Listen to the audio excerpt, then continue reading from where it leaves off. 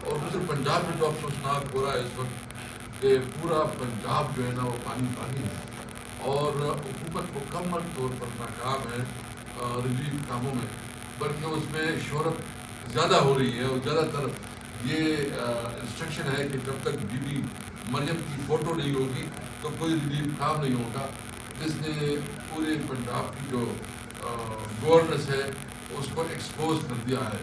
عملاً جو ہے نا نہ لوگوں کو کھانا مل رہا ہے، نہ رہنے کے لیے اور کوئی ٹینٹ پراپر انتظام کیا گیا ہے، بس صرف اشتہار بازی ہے اور خرابہ بازی ہے۔ اور یہ جو دوسرا ہمیں مین میڈ ڈیزاسٹر کا سامنا ہے، آپ دیکھ رہے ہیں کہ جو پنجاب تو سیلاب سے متاثر ہے، یہاں بھی کچی کے ڈاکو کا اور سندھ بھی کچی کے ڈاکو، لیکن ہمارے صوبے میں خیبر پختونخوا کے بارڈر سے ہے جو 40 سال سے جنگ جاری ہے، اور اس کے اثرات جو ہے نا ہم بھگت رہے ہیں۔ ایک تو ہماری اکنومی کے اوپر جو اس کے اثرات ہوئے، کیونکہ جس کے پاس پیسہ ہے وہ کیوں کر جو ہے نا ادھر خیبر پختونخوا میں انویسٹمنٹ کرے گا، وہ پاکستان کی دوسری پنجاب جاتا ہے یا کراچی جاتا ہے یا ملک کے باہر جاتا ہے۔ اور دوسری طرف جو ہے نا وہاں جو ہمارا کلچر ہے اس نے بہت بڑا متاثر کیا، یعنی ایک کلاشنکوف کلچر اور ٹرک کا کلچر جو ہے نا اس جنگوں کی وجہ سے آیا، اور اس کی متبادل پہ کچھ نہیں دیا گیا، نہ ڈیولپمنٹ دی گئی، اور ابھی بھی جو ہماری صوبے کے ساتھ رویہ رکھا جا رہا ہے کہ نہ اس کا نیٹ ہائڈ پرافٹ دیا جا رہا ہے، نہ اس کی جو NFC میں جو اس کا شیئر ہے، تو خیبر پختونخوا کا جو ڈیو شیئر ہے وہ بھی اس سے جو ہے نا پتہ انکاری ہے، اور خاص کر جب کوٹا مرج ہو گیا تو اس کے مطابق جو ہمارا شیئر بنتا ہے NFC میں وہ 14 سے بڑھ کے 19% بن گیا، لیکن وہ 19 تو چھوڑو، وہ 14% کے مطابق بھی نہیں دیا جا رہا۔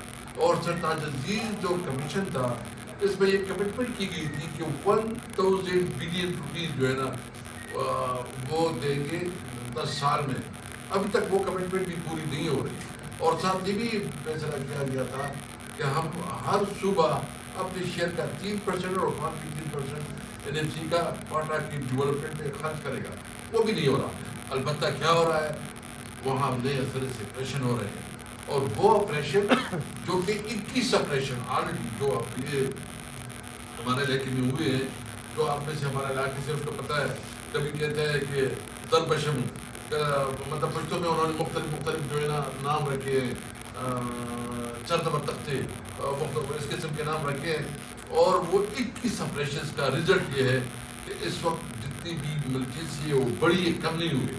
تو اس کی روٹ کازز پہ آپ کو غور کرنا چاہیے کہ یہ کیوں ناکام ہے یہ پالیسی۔ اس لیے پارٹی PTI کا پالیسی یہ ہے کہ ہر صورت میں آپ جو بھی کریں، ایک تو آپ کی جو انٹیلیجنس ادارے ہیں اس کو مؤثر کریں، اس کو افیکٹو بنائیں، اور ساتھ ساتھ جو اپنی بارڈر مینجمنٹ ہے اس کو بنائیں، مؤثر بنائیں، اور ساتھ جو ہے نا آپ اپنے نوجوانوں کے لیے امید دیں، ہوپ دیں، روزگار دیں، اپرچونٹی دیں۔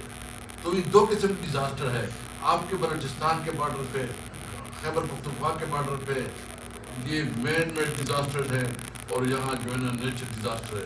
تو نمبر 1 ہمیں ہر صورت میں خاص کر ڈیمز کی لیے، اسمارٹ ڈیمز کی لیے ایمرجنسی ڈکلیئر کرنی چاہیے، اور یہ تمام صوبے اور وفاق مل کے ایک پورا کمپریہنسو پلان بنائے، اور وہ پلان بنائے جو کہ کنسنسس سے ہو، میوچول کنسنسس سے ہو، اور ایک کمپریہنسو ایمرجنسی ڈکلیئر کیا جائے۔ کیونکہ جو پنجاب کا سیلاب ہوا ہے یہ تو آپ دیکھ رہے ہیں کہ جو انڈیا نے پانی چھوڑا ہے، اس کی وجہ سے راوی اور ادھر جو پانی گیا ہے، وہ جو لوگوں نے اپنے وہ بنائے ہیں، سٹیز بنائے ہیں، غیر قانونی سوسائٹیز بنائے ہیں، اور اس کی وجہ سے آج لاہور بھی ڈوبا ہوا ہے، پورا پنجاب بھی ڈوبا ہوا ہے۔ تو ایک تو ہم یہ مطالبہ کرتے ہیں کہ ایک ایمرجنسی ڈکلیئر کی جائے ڈیمز کے لیے، اور دوسرا جو عمران خان جو ہمیشہ کہتا تھا کہ بلین ٹری سونامی، اور اس کے لیے جو عمران خان کا ایک ویژن بھی تھا، عمران خان کا ایک بہت بڑا کیمپ بھی تھا کہ بلین ٹری سونامی کی طرف سے پوری پاکستان میں فارسٹیشن کے لیے، جنگلات کے لیے ایک بہت بڑے لیول پہ مہم چلائی جائے، اور بجٹ کا زیادہ تر حصہ، تاکہ ڈیفارسٹیشن جو ہو گئی ہے اس کی وجہ سے جو کلائمیٹ چینج کے اثرات ہیں وہ بھی ہمارے لیے قابل تشویش ہے۔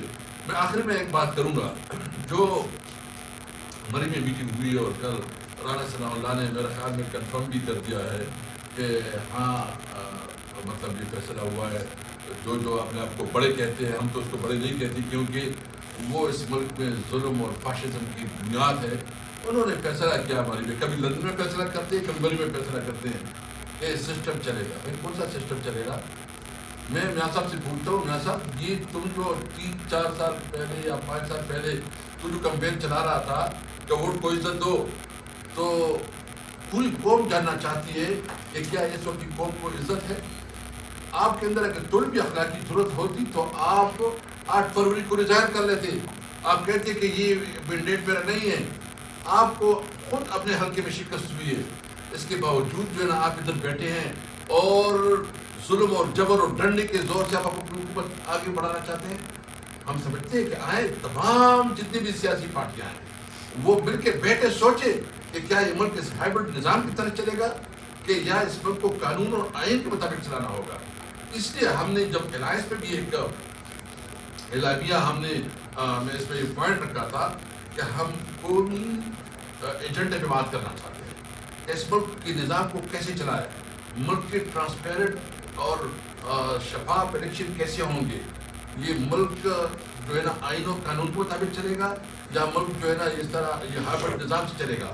اس لیے اگر ملک کی ترقی کرنی ہے, ملک میں امن لانا ہے, تو اس کا ایک ہی راستہ ہے ملک میں آئین اور قانون کے حکمرانی. ہم عمران خان جو اس وقت جیل میں ہے وہ اس جیل میں اس لیے نہیں ہے کہ وہ جو ہے نا وہ ضمیر کا قیدی ہے, کیونکہ اس کے خلاف جتنی بھی کیسز ہے وہ کسی وقت بھی کمپرومائز کر سکتے ہیں, وہ جیل سے باہر آئے گا. آپ کے سب کے نالج میں ہے, لیکن وہ اصول پہ کمپرومائز نہیں کر رہا. اس لیے ہم سمجھتے ہیں کہ ملک کی اکانومی, ملک کی جو ہماری بیرونی سرحدات ہے, ملک کی جو اس وقت امن و امان کی صورتحال ہے, جو نیچرل ڈیزاسٹر ہے, اس سب کے لیے ہم کو بھی ایجنڈے میں بات کرنے کے لیے تیار ہے, لیکن وہ صرف سیاسی پارٹیوں کے ساتھ, کسی حکومت کے ساتھ نہیں, کیونکہ اس حکومت کو ہم لیجیٹمیٹ تصور نہیں کرتے.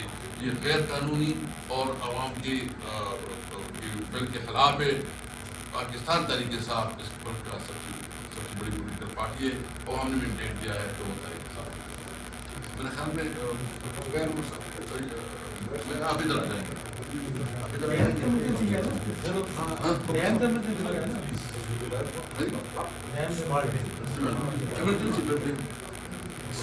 جی عمیر صاحب, معیشت کے حوالے سے بات کریں.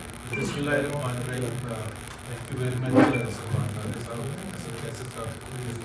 صاحب کہ آج پاکستان کے جو مسائل ہیں, ظاہر سی بات ہے پاکستان کے مسائل کی جب ہم بات کرتے ہیں تو معیشت, پاکستان کے عوام جو سفر کرتے ہیں اور اس فلڈس کے آنے کی وجہ سے جو اور سفر کریں گے اس کو تھوڑا سا کور کریں گے. لیکن اس سے پہلے چونکہ وزیر اعظم صاحب نے کل چین میں تقریر کی اور پوری دنیا کو یہ بتایا کہ جب سے انہوں نے پرائم منسٹر بنے, یعنی کہ اپریل 2022 سے پاکستان میں کرپشن ہی نہیں ہوئی. ابھی اتنا بڑا جھوٹ انٹرنیشنل آڈینس کے بعد ہوتا, تو اس وجہ سے میں 2 صرف واقعات بتاؤں گا. ظاہر ہے ایک بہت بڑا تفصیل ہے کرپشن کی, اور وہ ان کے اپنے سورسز کے بتاؤں گا. اکاؤنٹنٹ جنرل آف پاکستان کی 2 رپورٹس ہیں. ایک انہوں نے ویٹ سکینڈل پر پارلیمنٹ میں سبمٹ کی, وزیر اعظم کو سبمٹ کی, اور اس میں یہ بتایا گیا کہ 300 بلین روپے کی کرپشن ہوئی ہے. 300 بلین روپے کی, اور ہمارے وزیر اعظم صاحب کہہ رہے ہیں کہ کرپشن کوئی نہیں ہوئی. میرا خیال ہے ان کو ڈکشنری کھول کے کرپشن کا کی میننگ سمجھنے کی ضرورت ہے کہ کرپشن کہتے ہیں, کرپشن کہتے ہیں جو اشرافیہ کی, فیصلہ سازوں کی جیبوں میں جاتا ہے. اور اس کی سب سے بڑی ایگزامپل ایک اور جو بڑا اسکینڈل ہے, شوگر اسکینڈل, جس میں 300 بلین, اور یہ again accountant general of Pakistan نے پارلیمنٹری کمیٹی میں جا کے بتایا کہ یہ جو ریسنٹ پرائس انکریزز ہوئی ہیں اس کی وجہ سے 300 بلین روپے شوگر مل اونرز کی جیبوں میں گیا ہے. شوگر مل اونرز ہیں کون؟ سارے کے سارے وہ ہیں جو کہ فیصلہ سازی کرتے ہیں, جن کی حکومت ہے, جو وزیر اعظم کے بیٹے ہیں, جہانگیر ترین ہیں, چودھریز ہیں, آئی مین یو نیم اٹ, زرداریز ہیں, سارے کے سارے شوگر مل اونرز ہیں. 300 بلین اکاؤنٹنٹ جنرل نے کہہ دیا, اور وزیر اعظم صاحب نے ہڑپ کر کے ان کو پتہ ہی نہیں کہ 300 بلین گئے کہاں ہیں. اور انہوں نے یہ وعدہ کیا تھا قوم کے ساتھ جب یہ شوگر اسکینڈل سامنے آیا ہے کہ میں کنفرنٹ کروں گا شوگر مافیا کو. اس کو 2 مہینے ہو گئے اس بات کو, کوئی ایکشن نہیں لیا. تو جب آپ یہ باتیں کرتے ہیں نا کرپشن کی، ایک اور میں چونکہ یہ ریسنٹ واقعہ اور بڑا کنسرن ہے، آپ کو پتہ کہ آئی پی پیز کے حوالے سے جو پاکستان نے جو بوجھ اٹھایا ہے، صرف میں آپ کو بتا دوں کہ 8.4 ٹریلین روپیز 10 سال میں ہم نے کیپیسٹی پیمنٹس، یعنی کہ ہم نے یوز نہیں کی بجلی، خریدی نہیں بجلی، لیکن چونکہ ایگریمنٹ ایسا تھا تو 8.4 ٹریلین روپیز اوور 10 ایئرس ہم نے دیا۔ اب انہوں نے ای سی سی نے ایک اپروو کیا ہے پیٹرولیم پروڈکٹس کی شپمنٹ کے لیے ایک ٹن بن رہا ہے پائپ لائن، اس کا ٹھیکہ دیا ہے پہلی چیز بغیر بڈنگ۔ کون سا اصول کہتا ہے کہ بغیر بڈنگ کے ہونا چاہیے؟ جو پرائس آگے سے آ گئی، اب میں ان کمپنیز کا نام نہیں لینا چاہتا جو کمپنیز فورن کمپنیز بھی انوالوڈ ہیں، آپ نے بڈنگ بھی نہیں کرائی، بڈنگ کراتے تو پرائس آپ کو اچھی ملی۔ کیا ایک ہی کمپنی تھی پوری دنیا میں جو کہ اس کو ٹھیکہ دینا تھا؟ دوسری بات، آپ نے اس کی ری پیمنٹ جو ڈالر بیسڈ کر دی ہیں، پھر وہی آئی پی پی والا پرابلم، آدھی سے زیادہ انویسٹمنٹ آپ کی روپیز میں اور ریٹرن ڈالرز میں کمٹ کر رہی ہیں۔ یہ کون سی دنیا کا اصول ہوتا ہے؟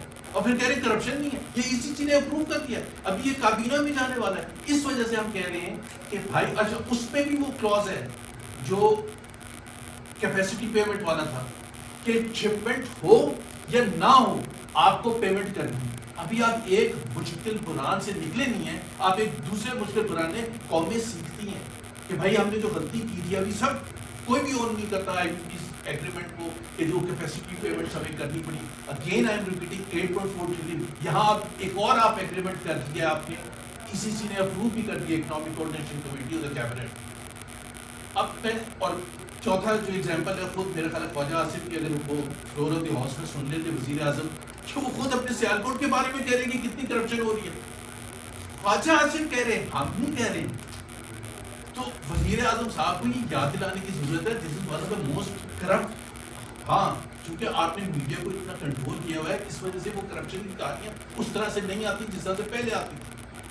دوسری چیز ہے فلڈس کے حوالے سے، میں اس میں نہیں جاؤں گا کہ فلڈس آئے، مجھے ظاہر سی بات ہے ہم سب کو افسوس ہے، بٹ میں یہ سمجھتا ہوں کہ اس کو یہ سارا کا سارا قصوروار نیچرل ریزنس کو دینا اور کلائمیٹ چینج کو دینا یہ ظلم ہے پاکستان کے عوام کے ساتھ۔ سلمان صاحب نے ایک ذکر کیا تھا کہ 2022 میں جب سیلاب آئے تھے، کیونکہ میں یہ شو کرنا چاہتا ہوں یہ حکومت کی نااہلی ہے جس کی وجہ سے کروڑوں پاکستانی آج سفر کر رہے ہیں، کروڑوں عوام سفر کر رہے ہیں۔ 2022 میں آپ کا سیلاب آیا، میں پیچھے نہیں جا رہا پچھلے ادوار میں، 2022 کو لے لیتے ہیں۔ یو این سیکرٹری جنرل آئے یہاں، انہوں نے ایک کانفرنس ہولڈ کی باہر، انٹرنیشنل ڈونرز آئے، مختلف کنٹریز آئے، A D B, United Nations, World Bank, دوسرے ادارے آئے، $11 بلین کی پلیجز ہوئی، $11 billion. Finance minister Muhammad Aurangzeb آج فرماتے ہیں کہ وہ جو پلیجز تھے وہ ہمیں اس لیے نہیں ملے کہ ہم نے بینکیبل پرپوزلز دیے ہی نہیں۔ کس کا قصور ہے؟ اگر آپ نے صرف اپنا کام کیا ہوتا ہے، فیزیبلٹیز بنائی ہوتی انٹرنیشنل کنسلٹنٹس کے ساتھ بیٹھ کے اور وہ سبمٹ کرتے، $11 بلین آپ کے پاس آتے 2022 میں، آپ انویسٹمنٹ کرتے، آپ گھر بناتے، آپ فائنانس کا سسٹم ٹھیک کرتے، آپ ارلی وارننگ سسٹم بناتے، آپ ڈیزاسٹر مینجمنٹ سسٹم بناتے، آپ نے کچھ نہیں کیا کیونکہ آپ کے پاس پیسے ہی نہیں ہیں۔ صرف $3 بلین آئے تھے، وہ اس وجہ سے آئے تھے، وہ اے ڈی بی اور ورلڈ بینک کے تحت سے اور تھوڑے سے کچھ اور ہے، but bulk of the money close to $8 billion never came to Pakistan۔ اب اس کا کون قصوروار ہے؟ شہباز شریف صاحب وزیر اعظم تھے، ساری کی ساری مسلم لیگ پیپلز پارٹی اس وقت کی حکومت میں تھی۔ اس کے بعد سے آپ ایک دم سے اٹھے پھر فلڈس آئے، اب فلڈس آئے آپ تیاری کرتے ہیں۔ اب میں صرف پنجاب کے فلڈس کی صرف ذکر کرتا ہوں اور میں پالیٹکس نہیں کر رہا، یہ نہیں کہہ رہا کہ وہ جاپان کیوں گئی مریم نواز یا تھائی لینڈ کیوں گئی۔ 26 اگست کو یہ آپ کے ریکارڈ میں اور آپ کے اخبارات میں 27 کی فرسٹ ہیڈ لائن تھی سب سے بڑی کہ پنجاب ڈوب گیا۔ مریم نواز 26 تاریخ تک جاپان میں تھی، 26 تاریخ تک۔ اس کا مطلب ہے کوئی ڈیزاسٹر سسٹم نہیں تھا، اس کا مطلب ہے کوئی ارلی وارننگ سسٹم نہیں تھا، یا اگر تھا تو پھر تو پھر تو اور بڑا پرابلم ہے کہ آپ کو واپس بھاگ کے آنا۔ بیوروکریٹس وہاں، چیف سیکرٹری وہاں بیٹھے تھے جاپان میں، سینئر منسٹر وہاں بیٹھی تھی، چیف منسٹر وہاں بیٹھی تھی، باقی سارے 4-5-6 منسٹر اور بیٹھے ہوئے، میں اس میں نہیں جا رہا ہوں پالیٹکس میں کہ کون کون گیا تھا جہاز کو بھر کے لے کے گیا، وہ ایک الگ موضوع ہے۔ Fact of the matter is آپ 27 کو لینڈ کرتی ہیں، 27 کے ڈان اور دوسرے اخبارات آپ اٹھا کے دیکھ لیں کہ اس میں کیا ہیڈ لائنز ہیں پنجاب میں سیلاب کے حوالے سے۔ Where does she go? She goes to Murree. کیوں؟ وہاں بڑوں کی بیٹھک ہونی ہے، کس لیے؟ کہ جی ہم نے کب تک رہنے یہ نظام کو آگے لے کے چلنا ہے۔ ابھی آپ مجھے بتائیں کہ یہ سیریسنس ہے کہ آپ نظام کو اگلے 5 یا 10 سال آگے لے کے جانے کی بات کر رہے ہیں جو رانا ثناءاللہ نے ذکر کیا، اور آپ کو اتنی ایمرجنسی نہیں ہے کہ آپ جائیں لاہور میں۔ By the way she was to go to Lahore, ظاہر سی بات ہے لاہور کیپٹل ہے اور سچویشن یہ اچھی کی جہاز اسلام آباد آیا تاکہ وہ رش کر کے جا سکیں۔ ابھی اتنی کیجولنس ہے۔ میں نے آپ کو محمد اورنگزیب کا بیان بتا دیا $11 بلین کے حوالے سے۔ خواجہ آصف نے کل تقریر کی فلور آف دا ہاؤس اور انہوں نے کہا یہ غلط ہے کہ اگر ہم آسمانوں کو بلیم کریں یا کلائمیٹ چینج کو بلیم کریں اسے سیلابوں کی وجہ سے، ہمارا قصور ہے، ہم نے وہ ایسے کام کیے، ہم نے وہاں اجازت کی کالونیز بنانے کی، یہ خواجہ آصف نے کہا جہاں میں نہیں دینی چاہیے، اور آپ کو بھی پتہ ہے کہ اس کے پیچھے کون کچھ رہا ہے۔ مصدق ملک صاحب سینئر منسٹر کلائمیٹ چینج کے منسٹر، انہوں نے جیو نیوز کے سامنے یہ کہا کہ ہزاروں لوگوں کو ہم نے برباد کیا بیکاز ہم نے کچھ ہاؤسنگ کالونیز کو بچانا تھا، اشرافیہ کو بچانا تھا۔ یہ this is his words not my word. تو آپ خود سوچیں اب یہ جو سیلاب آ گئی، یہ تباہی ہوگی، اس کے اکنامک کانسیکوینسز کون برداشت کرے؟ پاکستان کے عوام، کروڑوں عوام برداشت کرے۔ پاکستان آلریڈی جو سچویشن میں غربت اس میں اضافہ ہوگا، آلریڈی 45% ہے جو پاکستان کی تاریخ میں سب سے زیادہ ہے۔ اب یہ تقریباً اگلے 6 مہینے میں آپ دیکھیں گے کہ 50% تک پہنچے۔ ان امپلائمنٹ جو 22% ہے پاکستان کی تاریخ کی ہائیسٹ ہے۔ ظاہر سی بات ہے جب آپ کی اکنامک سچویشن جو خراب ہوگی، مزید خراب ہوگی جو ابھی ہے، اس میں پھر آپ 22% سے تقریباً 30% پہنچے، 25% پہنچے، بٹ کم ہونے کا کوئی چانس نہیں۔ آپ کی گروتھ جو پچھلے 3 سال سے 1.62 ایوریج کر رہی تھی وہ مزید خراب ہوگی۔ اگر یہ سب 4 سال کا ہے، فورن ڈائریکٹ انویسٹمنٹ اتنا شور مچایا گیا، آج بھی چین بیٹھے ہوئے ہیں اور فورن ڈائریکٹ انویسٹمنٹ لے کے آئیں گے۔ درجنوں ملکوں کا دورہ کیا، درجنوں ملکوں کا دورہ کیا پچھلے 3-3.5 سال میں۔ آپ مجھے $1 کا فرق بتا دیں کہ کون سا لے کے آئے فورن ڈائریکٹ، $1 کا فرق بتا دیں، وہیں کے وہیں کھڑے تو آپ نے کیا یہ میں نے آپ کو بتا دیا۔ اور دوسری بات یہ ہے کہ جتنے اعداد و شمار ہیں جو ذکر کیا تھا سلمان نے اس کا ٹریڈ ڈیفیسٹ کا، پاکستان کی معیشت چل کس پر رہی ہے؟ پہلے بھی میں نے کہا، ہمیشہ کہتے ہیں پاکستان کو لونز ملتے ہیں، پاکستان کے دوست ممالک رول اوور کرتے ہیں جو پیسے انہوں نے اسٹیٹ بینک میں رکھوائے تھے، اور پاکستان کے ورکرز جو ہیں وہ خون پسینے کی کمائی کر کے ریمیٹنس کے ذریعے کام کرتے ہیں۔ ایکسپورٹ تباہ حال ہے۔ ابھی نمبرز جو آئے ہیں جس کی وجہ سے ٹریڈ ڈیفیسٹ بڑھا ہے، $6 بلین صرف دو مہینے میں ٹریڈ ڈیفیسٹ، یعنی کہ الارمنگ انکریز ہے، یعنی کہ ایکسپورٹس نہیں بڑھ رہی ہیں اور امپورٹس $11 بلین 2 مہینے میں ہو گئی۔ تو اگر یہی ٹرینڈ رہے گا تو آپ سوچیں ہم we are back to square one, جہاں سے ہم نے شروع کیا تھا۔ کرنٹ اکاؤنٹ ڈیفیسٹ بھی اوپر جائے گا، ٹریڈ ڈیفیسٹ بھی اوپر جائے گا، اور ظاہر ہے اس سے جو بھی مشکلات آتی ہیں اکانومی میں۔ تو بات یہ ہے کہ، اور میں ایک پانی کے حوالے سے سیریسنس بتا دوں، حکومت پاکستان یہ جو بجٹ آیا ہے اس میں واٹر ایلوکیشن 45% پچھلے سال کے مقابلے میں کم کی گئی۔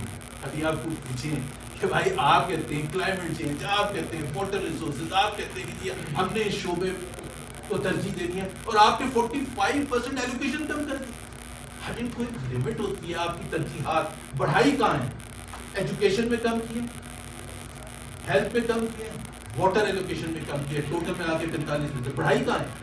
وہ ایم ایل ایز کو اور سینیٹرز کو جو الیکٹ نہیں ہوئے ان کو پیسے دینے تاکہ انفراسٹرکچر پہ وہ کام کریں اور وہاں سے کرپشن کے حساب سے۔